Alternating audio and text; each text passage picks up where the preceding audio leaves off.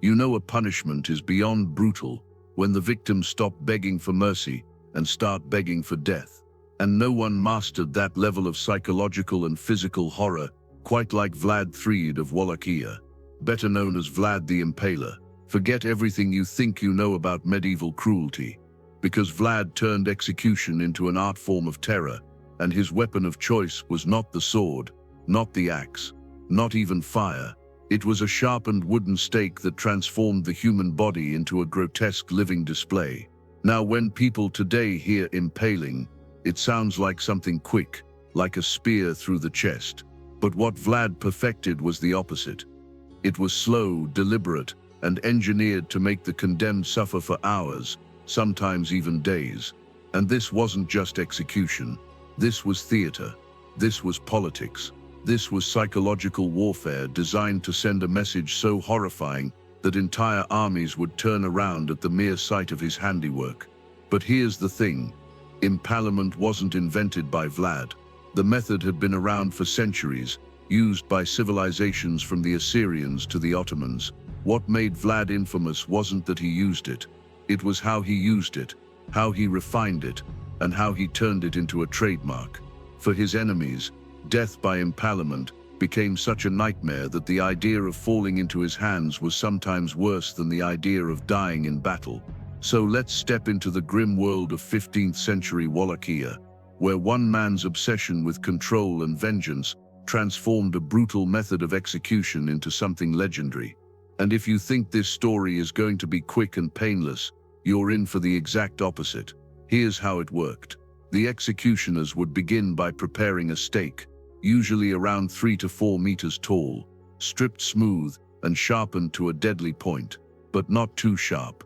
Because if the stake was razor sharp, the victim would die too quickly. And the whole point was not speed, it was agony. The stake was often greased with fat to reduce friction, not out of mercy, but to ensure the body slid down slowly, prolonging the suffering. The victim was then stripped naked, bound and positioned over the stake. And this is where the true horror begins. The point of entry wasn't always the chest or back. It was often far more humiliating and invasive through the rectum, the vagina, or occasionally through the abdomen. The stake would then be driven in with force, or the victim's body weight would be used to make the descent happen gradually. The sharpened wood would tear through flesh and organs, inch by inch, until finally erupting from the body, sometimes through the mouth, the shoulder, or the neck. But here's the most disturbing detail. If done with precision, the stake could avoid instantly fatal organs, which meant the victim wouldn't just die on the spot. They would hang there alive, writhing, sometimes for 24, 48, even 72 hours. Travelers wrote of victims still twitching on stakes long after execution, their groans echoing through the countryside. Imagine what that does, not just to the victim, but to everyone who has to watch. That was Vlad's genius, not in killing, but in using death as a spectacle of control. Now you might be asking, who exactly got this treatment? Was it only enemy soldiers? Not exactly. Vlad impaled invaders, criminals, political rivals, and sometimes entire groups of people who crossed him. One of his most infamous acts was in 1462, when the Ottoman Sultan Mehmed II marched into Wallachia with a massive army. As they approached the capital, they encountered what became known as the Forest of the Impaled. Thousands of stakes, each with a corpse skewered upon it, stretched across the landscape. Some accounts claim the number reached 20,000. Imagine being an Ottoman soldier and seeing miles of rotting, writhing bodies, the stench of death in the air, crows circling overhead. Entire battle-hardened units reportedly faltered at the sight. The Sultan himself, though hardened by war, was shaken. This wasn't random violence. It was psychological architecture. Vlad understood fear like a sculptor understands stone. By creating a wall of human suffering, he sent a message to an empire: enter my land, and this will be your fate. But it wasn't just his enemies who dreaded this fate.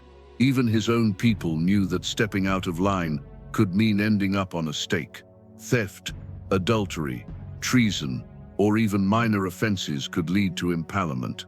It was equal parts law enforcement and intimidation, and it worked.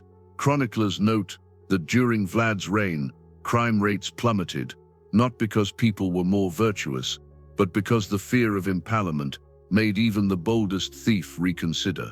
Here's where it gets darker. Vlad didn't always execute in private. Many impalements were carried out in public squares, with townsfolk forced to watch as a neighbor or criminal was hoisted up and slowly torn apart by gravity. These events weren't just punishment, they were lessons. And like any performance, Vlad made sure the audience remembered. Some executions were staged with multiple victims lined up in rows, like a grotesque gallery of suffering. Others were designed to humiliate specific individuals, targeting their social or religious identity. Foreign envoys, travelers, and even peasants who passed through Wallachia often returned home with horror stories of what they had seen, which was exactly what Vlad wanted. His reputation spread across Europe, earning him nicknames from the Impaler to the Devil of Wallachia. To his supporters, he was a strong ruler who kept order. To his enemies, he was a living nightmare. And at the center of it all was that single method, impalement. Now you might wonder, did Vlad enjoy this? Was it sadism, or was it strategy? That question has haunted historians for centuries. Some argue he was a man traumatized by his own brutal upbringing, shaped by years of captivity and betrayal, who saw violence as the only language his enemies understood. Others suggest it was calculated, a cold weapon of statecraft, in an era where fear could protect a throne better than any army. What we know for sure is that Vlad perfected impalement into something unforgettable, something so feared that even centuries later, his name carries the weight of terror. But if you think this was just about the act of impaling, wait until you hear about the variations, because Vlad didn't just stop at one method. He found ways to make it more horrifying, more humiliating, and more unforgettable. And this is where the story takes an even darker turn. The basic version of impalement was already enough to break the human spirit, but Vlad wasn't content with basic. He experimented, he escalated, he refined it. And in doing so, he created variations of impalement that were even more grotesque, each one designed to terrify in a new way. One of the most disturbing variations was the vertical impalement. This is the image most people have when they hear Vlad's name, a person skewered upright, the stake driven from the lower body and emerging out of the mouth, while their limp body sways in the wind. These victims became living scarecrows, sometimes surviving for hours as the stake kept their vital organs intact long enough for suffering to drag on. But Vlad also used horizontal impalement. In this version, the victim was laid flat, and the stake was driven through the torso or abdomen, pinning them like insects on a collector's board. This was often done in groups, creating entire lines of bodies writhing in parallel. The sight wasn't just gruesome, it was organized, deliberate. Rows of dying people displayed like trophies. Then there were the suspended impalements. Imagine a stake tilted at an angle, victims sliding down gradually, their bodies twisting and convulsing as gravity dragged them toward inevitable death.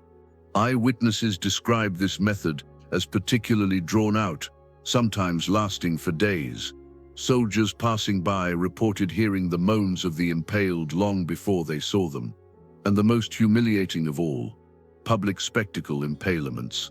These weren't hidden in forests or on lonely roadsides. They were staged in marketplaces, outside city gates, even at banquets. Vlad once hosted a feast while his enemies were being impaled in view of the dining table. Chroniclers claimed he raised a toast as hundreds of bodies writhed on stakes around him, the air thick with the smell of blood and burning torches. To Vlad, death wasn't just punishment, it was part of the performance. But it wasn't only soldiers and criminals who met this fate. Vlad targeted entire communities. In 1459, he invited hundreds of boyars, Wallachian nobles who had plotted against him, to a lavish Easter feast. After the meal, he ordered the younger nobles impaled on the spot, while the older ones were forced into labor camps to build his fortress at Poenari. The message was unmistakable: betrayal would not be forgiven. and defiance would not be tolerated. Foreign observers were horrified, and yet, strangely fascinated.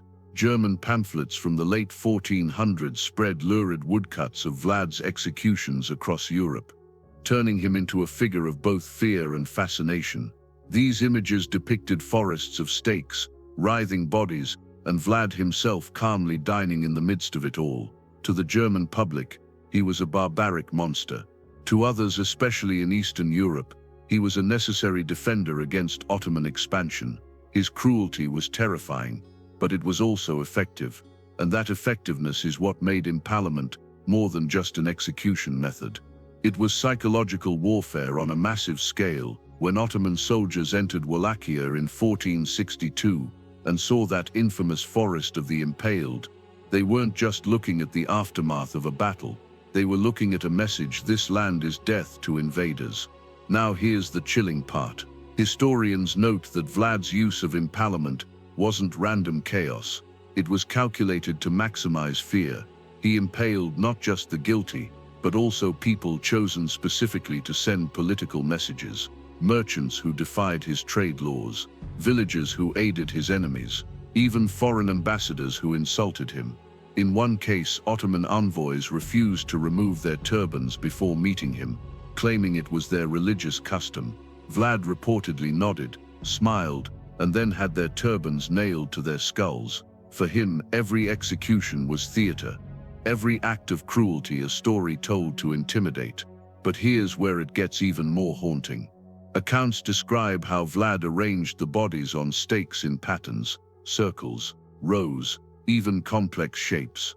This wasn't just brutality, it was choreography. Some historians believe he deliberately staged these displays like grim art installations, forcing enemies to march past them and absorb not just the horror, but the sheer organization of it. In other words, he wanted them to see that his violence wasn't random rage. It was controlled, it was planned. And yet, despite the horror, there are stories of Vlad's people respecting him for it. Because beneath the blood and fear, there was order. Chroniclers claim that under his reign, a golden cup was left on display in the capital of Targovici, free for anyone to use to drink from the public fountain. No one dared steal it, not because people were honest, but because everyone knew what would happen if they tried. But even those who admired his iron grip couldn't ignore the terror of impalement. The image of thousands of bodies hanging in the sun, crows feeding on the flesh, villagers forced to pass by the moaning remains of the condemned, it carved itself into memory. This wasn't just punishment, it was a scar on the collective imagination of an entire generation. And perhaps the most unsettling part of all is this: impalement wasn't the most efficient way to kill. It was slow. It required preparation. It took time and manpower. And yet Vlad chose it again and again. Because for him, the value wasn't in ending a life. The value was in making death a weapon against the living. Centuries later, when Bram Stoker crafted the character of Dracula, he drew inspiration from Vlad's legacy. The horror wasn't just in the blood-drinking myth. It was in the historical reality of a ruler who made death a spectacle so terrifying that it still haunts imaginations today. And if you think the story has reached its peak of horror, hold on. Because Vlad didn't just use impalement to punish or intimidate, he used it to send messages on a global stage. Some of those messages were so shocking that even kings and sultans paused in their campaigns. And one particular story, involving thousands of captives, an approaching army, and a scene so grotesque it became legend, reveals just how far he was willing to go to defend his land. By the summer of 1462, the name Vlad the Impaler was already enough to spread dread through enemy ranks, but it was during this campaign against the Ottoman Empire that his reputation as a master of psychological terror truly became immortal. The Ottoman Sultan Mehmed II, the same man who had conquered Constantinople less than a decade earlier, marched into Wallachia with a force estimated at over 100,000 men. Against such overwhelming numbers, most rulers would have fled or surrendered. Vlad did neither. Instead, he prepared something that would scar every soldier who dared to step foot in his territory. As Mehmed's army advanced, they encountered scenes of devastation, villages burned to the ground, wells poisoned, crops destroyed. Vlad had employed a scorched earth strategy, ensuring that the invaders would find no shelter, no food, no comfort. But it wasn't just deprivation he was after. He wanted to burn terror into their minds. And then came the moment that made even seasoned warriors recoil. As the Ottomans drew near Targovici, they were met with the infamous Forest of the Impaled. Chroniclers claimed that between 20,000 and 23,000 men, women and children, captives, rebels, criminals and enemy soldiers, had been impaled along the roadside. Imagine that for a moment, miles upon miles of stakes rising into the air, each crowned with a human body. Some still twitching, others bloated and rotting in the sun. The stench would have carried for miles. The buzzing of flies, the circling of crows, the groans of those not yet dead, all of it weaving a nightmare tableau. One German pamphlet later described the scene as a field filled with men like cabbages on poles, a grotesque agricultural metaphor. But it captures the scale. This was not a random massacre. It was arranged, organized. A landscape redesigned into a theater of fear, and it worked. Even Sultan Mehmed, known as one of the most formidable rulers of his time, was shaken. Some accounts suggest he turned away from the sight in disgust, remarking that he could not take the land from a man who treated it with such ruthless ownership. His troops, hardened from countless battles, faltered. The idea of fighting a man who could conceive and execute such horror was enough to break morale. But Vlad wasn't finished. During this same campaign, he employed another psychological tactic, the night raid. Under cover of darkness, he and a small force slipped into the Ottoman camp, killing guards, setting tents ablaze, and spreading chaos. The Ottomans awoke in panic, swords clashing in confusion, friend striking friend in the dark. The raid didn't destroy the army, but it shattered their sense of security. Combined with the looming memory of the Forest of the Impaled, it made even the mightiest army second-guess its invasion. And here's the twist. While the Ottomans outnumbered him massively, Vlad's brutality bought him something even numbers couldn't guarantee: hesitation. Fear became his greatest weapon. He didn't need to destroy the entire army. He just needed to make them doubt the cost of continuing. But the Forest of the Impaled wasn't just for the Ottomans. It was for everyone. It was for Wallachian peasants who might consider disloyalty. It was for rival nobles who might plot against him. It was for neighboring kingdoms who might think him weak. By turning death into a monument, Vlad reminded the living that he was not simply a ruler, he was the embodiment of vengeance. Now let's pause here, because there's a question worth asking. Were those numbers, 20,000 to 23,000 impaled, real or exaggerated? Historians debate this fiercely. Some argue that foreign pamphlets inflated the figures to paint Vlad as a bloodthirsty monster. Others say the numbers were plausible given the scale of Ottoman casualties and local executions. But whether it was exactly 20,000 or fewer, the psychological impact was real. The story itself became a weapon. In warfare, sometimes rumor and fear achieve more than swords. And that was Vlad's genius. He understood that horror lingers. Soldiers who saw those stakes would carry the images back to their homelands, spreading whispers that outpaced armies.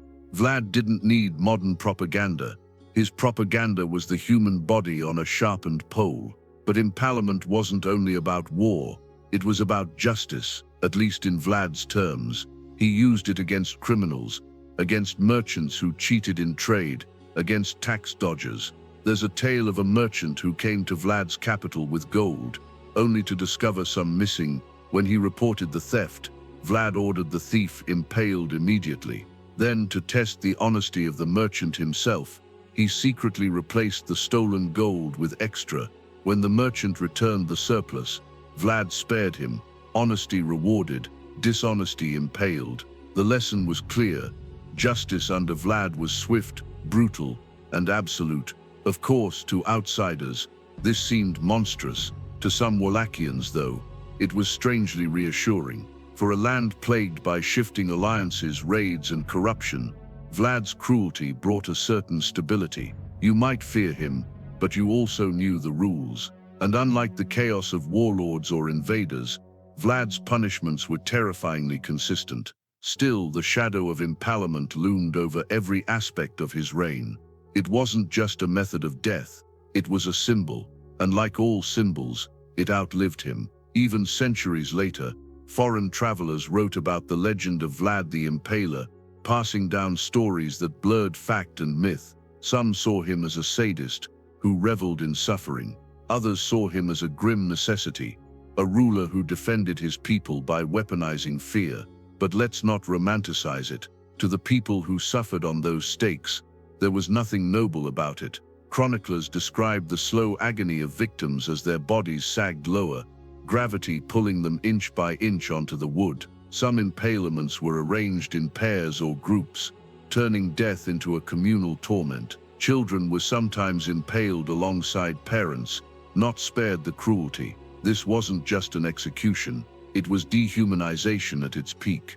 To Vlad, the stake was not only punishment, it was transformation. It turned a living person into a warning sign, a grotesque billboard advertising the cost of defiance. And here's the darkest irony. For the victims, death wasn't the worst part. The worst part was surviving long enough to feel every second of the stake's journey through their body. For those who witnessed it, the fear wasn't just of death, it was of suffering so unbearable that death became the only mercy. That's why enemies prayed for death, not because they feared dying, but because they feared what Vlad had perfected, a death that refused to come quickly. And if that sounds like the most horrifying fate imaginable, it's because for many it was. But the legacy of impalement didn't end with Vlad. Other rulers adopted it, other empires used it, and the legend spread across continents. Yet no one, not even the Ottomans who used the method long before him, ever made it so infamous, so tied to their very name. Vlad the Impaler, the man who turned death into theater, and theater into terror. But here's the question that lingers: did it work? Did impalement secure his throne, protect his people, or change the course of history?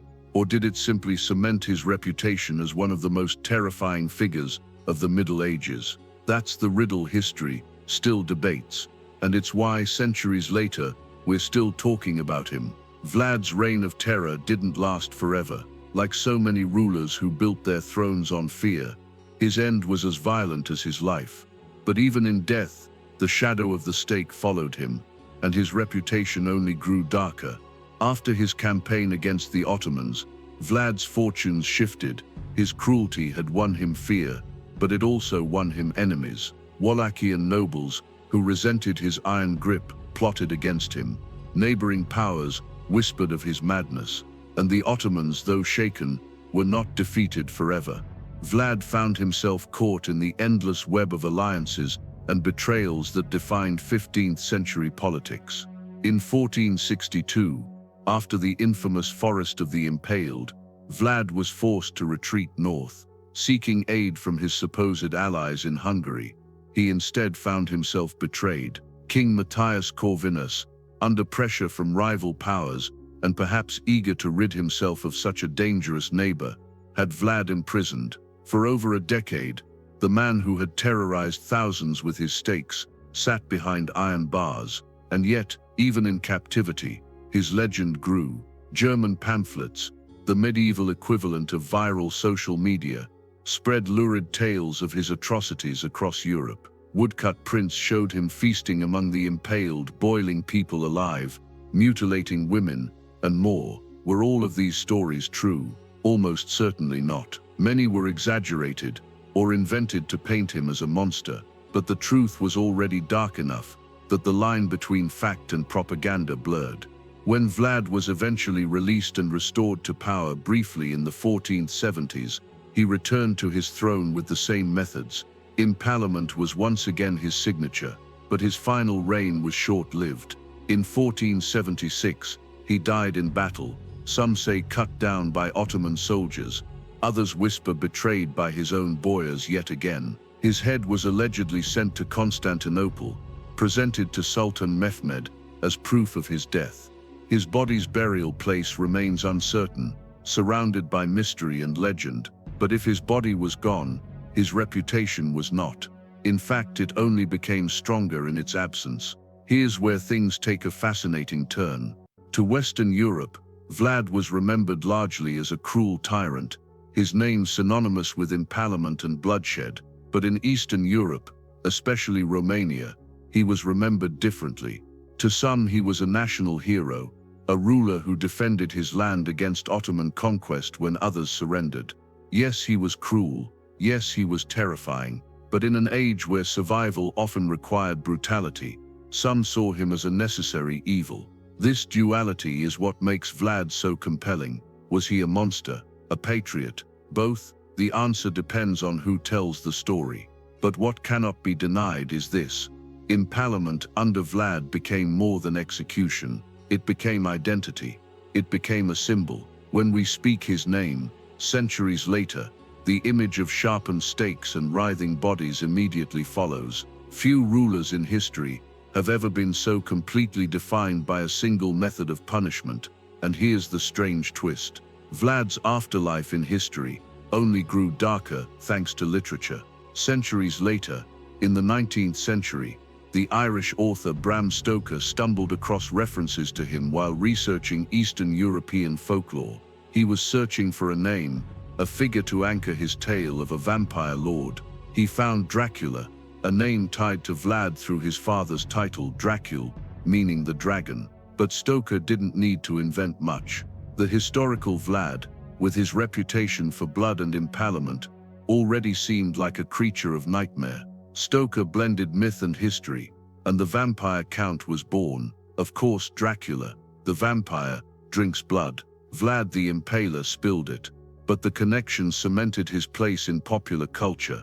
Generations who had never heard of Wallachia, never studied 15th century politics, suddenly knew the name Vlad and linked it forever with horror. Yet beneath the legend, the grim facts remain. Vlad's executions weren't the product of fantasy. They were real. The stakes were real. The suffering was real. And for those who lived in his time, the fear was not of a vampire in the night, but of a ruler whose punishments could strip away humanity and leave you begging for death. So, was it effective? Did terror through impalement achieve what Vlad wanted? In some ways, yes. He maintained control of a fragile land surrounded by enemies far stronger than himself. His brutality kept order where law alone could not. His psychological warfare brought him victories against overwhelming odds, but in the end, fear alone was not enough to guarantee survival. His enemies were too many, his cruelty too notorious, his alliances too fragile. And yet, if legacy is the true measure of power, Vlad succeeded beyond imagination. Hundreds of years later, we still speak his name, we still recoil at his methods, we still debate whether he was a hero or a villain. The stakes he planted in Wallachia didn't just hold bodies, they held history itself. And maybe that's the final horror. Not that he killed so many, but that he transformed suffering into memory, execution into myth. When enemies prayed for death under Vlad the Impaler, they weren't just begging for release, they were becoming unwilling actors in a story that would echo for centuries. Because death by sword can be forgotten.